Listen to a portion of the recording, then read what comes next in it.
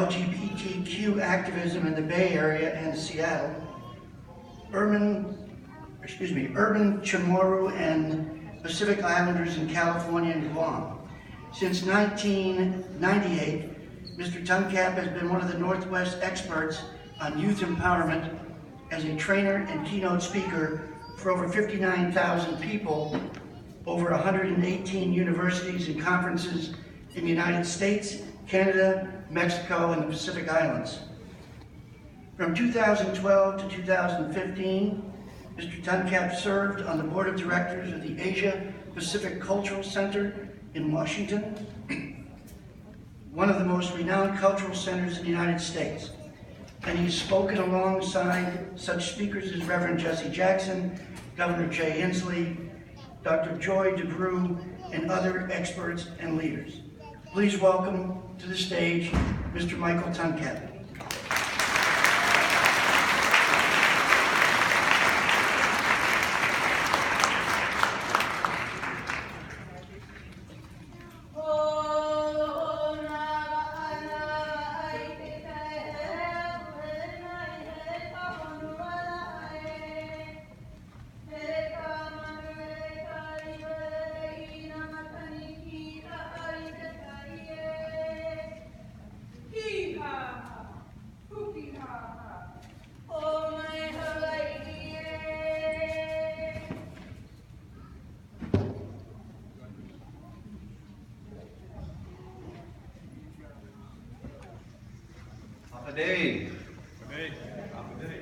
Na anu mi get Tuncap, lahin si David gumatata Tuncap.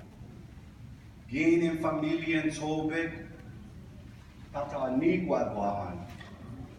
Lahin si Violeta Teresa Nicholas, gin in familia en tonku, dan in familia en bulga tata asen wahan. My name is Michael Tuncap. I come to you from halfway across the planet Earth. Like my uncles, the Buffalo Soldiers, Salamat po, Isang Mahal Kita. Like them, my father served in the U.S. Air Force, and since 1986, at the age of 7, I'm proud to say I've called the beautiful city of Lakewood in Tacoma my home.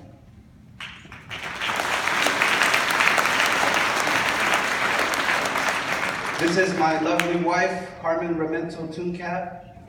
And I'd like to take a moment to ask my mother to come up here and my mother-in-law and father-in-law to come up here. Surprise! Come on now. Because I want to show you what America really looks like. And I want to dispel some of the rumors you may have heard on television about who does and does not belong here. And as you can see in this beautiful room in the best city on the planet Earth, we're the real America. And I want to take a moment. Papa Jim, come on, Papa Jim. I got a gift for you, Papa. Mama, come over to the stage. Both mamas. This is my mother-in-law, Elizabeth House, formerly Elizabeth Knight. She's a veteran of the United States Air Force.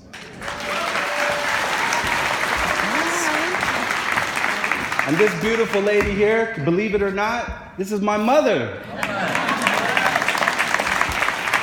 And her name is Violeta Teresa Nicholas, and she is a retired interpreter for hearing impaired kids, 36 years in the system.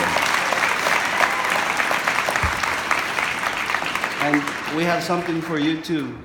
Go ahead, give it to them. And then if we can have Auntie Mary Moss, where are you at, Auntie? Come on up here for a second. We got a necklace for you too, Auntie, because without you, I wouldn't be standing up here. All those aggressive phone calls and emails paid off.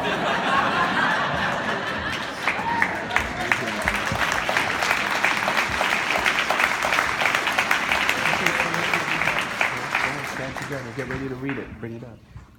You see, this is the past, the present, and the future. Because the youth got to hear this revolutionary spirit. You know the President Fury. Tell me, why was my language forbidden? Why must my history remain hidden?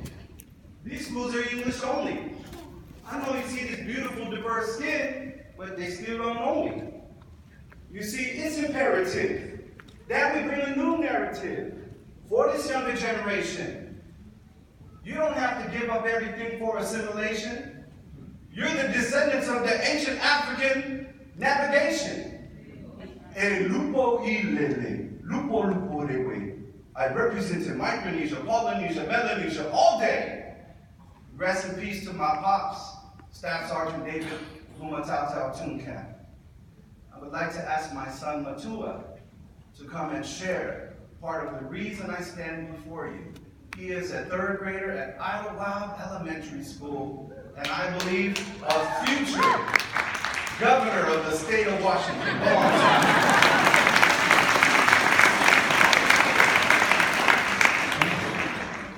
I am not unmindful that some of you have come here out of great trials and tribulations. Some of you have come fresh from narrow jail cells, and some of you have come from areas where your quest for freedom left you battered by the storms of persecution and staggered by the winds of police brutality. You have been the veterans of creative suffering. Continue to work with the faith that unearned suffering is redemptive. Go back to Mississippi, go back to Alabama, go back to South Carolina, go back to Georgia, go back to Louisiana, go back to the slums and ghettos of our northern cities, knowing that somehow the situation can and will be changed. Let us not wallow in the valley of despair. I say to you today, my friend, so even though we face the difficulties of today and tomorrow, I still have a dream. It is a dream deeply rooted in the American dream. I have a dream that one day this nation will rise up and live out the true meaning of its creed. We hold these truths to be self-evident, that all men are created equal. I have a dream that one day on the red hills of Georgia, the sons of former slaves and the sons of former slave owners will be able to sit down together at the table of brotherhood. I have a dream that one day, in the state of Mississippi, a state sweltering with the heat of injustice, sweltering the heat of opposition, will be transformed into an oasis of freedom and justice. I have a dream that my 4 little children will one day live in a nation where they will not be judged by the color of their skin, but by the content of their character. I have a dream today.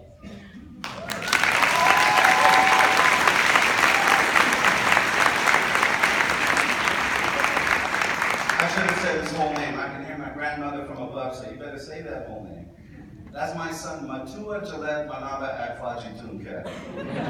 And other than today in graduation, that's the only time you're going to hear all 5 names. And I'm even more proud to introduce my firstborn son to you. His name is Elijah Gumatauta Ramento Tuncap. The Gumatauta, one of the ancient names, it means the people of the house. And I'm proud to say his middle name, Ramento, comes from his grandfather who turned 80 years old yesterday, Master Sergeant Alfredo Ramento Sr.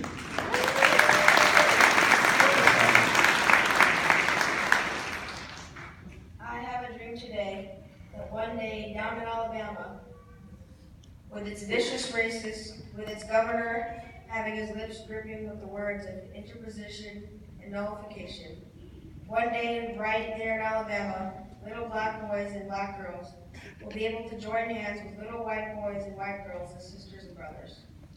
I have a dream today that one day every valley shall be exalted, and every hill and mountain shall be made low. The rough places will be made plain, and the crooked places will be made straight. And the glory of the Lord shall be revealed, and all flesh shall see it together. This is our hope, and this is the faith that I will go back to the south with. With this faith, we'll be able to hew out of the mountain of despair and the stone of hope. With this faith, we will be able to transform the jangling discords of our nation into a beautiful symphony of brotherhood. With this faith, we will be able to work together, to pray together, struggle together, to go to jail together, stand up for freedom together, knowing that we one day will be free. And this will be the day when all of God's children will be able to sing with a new meaning. My country, 'tis in peace, sweet liberty, with thee I sing. land where my fathers died, land of the pilgrim's pride, from every mountainside, let freedom ring. And if America is to be a great nation, this must become true. So let every freedom ring from the prodigious hilltops of New Hampshire. Let freedom ring from the mighty mountains of New York. Let freedom ring from the heightened Alleghenies of Pennsylvania. Let freedom ring from the snow-capped Rockies of Colorado. Let freedom ring from the curvaceous slopes of California. But not only that. Let freedom ring from the Stone Mountain of Georgia. Let freedom ring from the Lookout Mountain of Tennessee. Let freedom ring from every hill and molehill of Mississippi. From every mountainside, let freedom ring.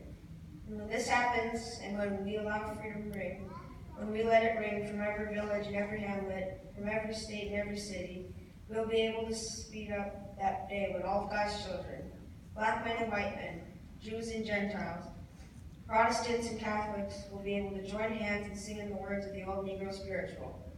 Let freedom ring, free at last, thank God Almighty, free at last.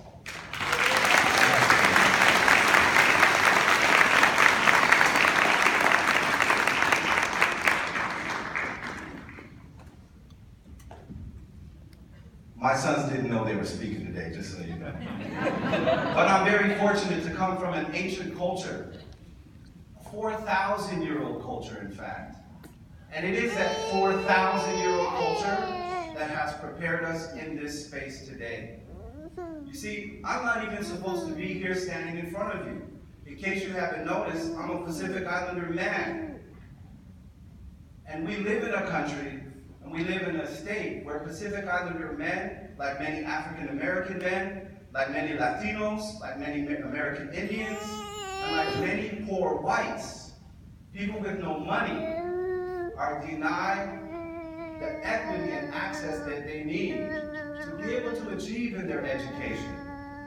And Congressman Heck, I'll tell you, if it were not for that lady to your left there, Violetta Teresa Nicholas, I would not have ever gone to college.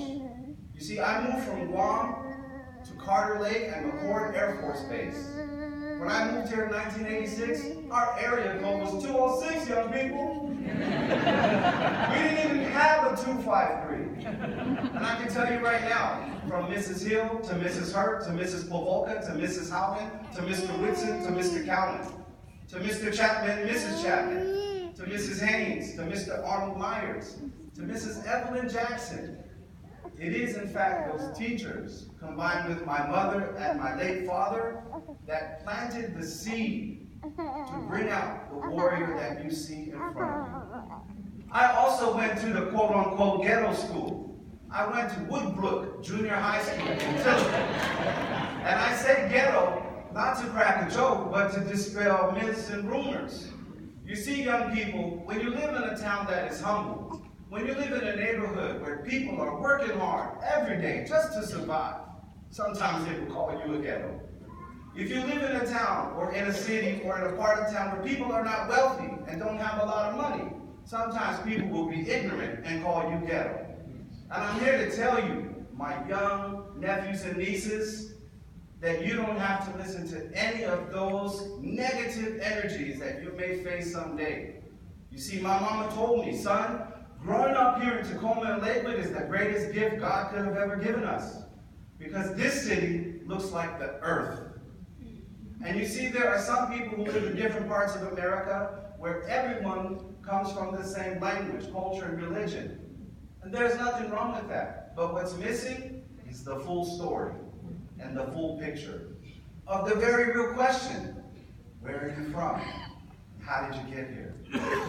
I went from Woodbrook Junior High, where I used to be a not-so-focused student. And I'll tell you what, part of the reason I wasn't focused, and I have to be honest, is because I don't think many of my teachers saw my potential. You see, they were fine with us playing football. They sure love it when we play basketball. And I'll tell you what, at the assemblies, they sure wanted us to get up there. And they were ready for us to perform and entertain them. But when it came time to mathematics, our culture was absent. When it came time to science, our culture was not welcome and included. And in fact, even in the history books, We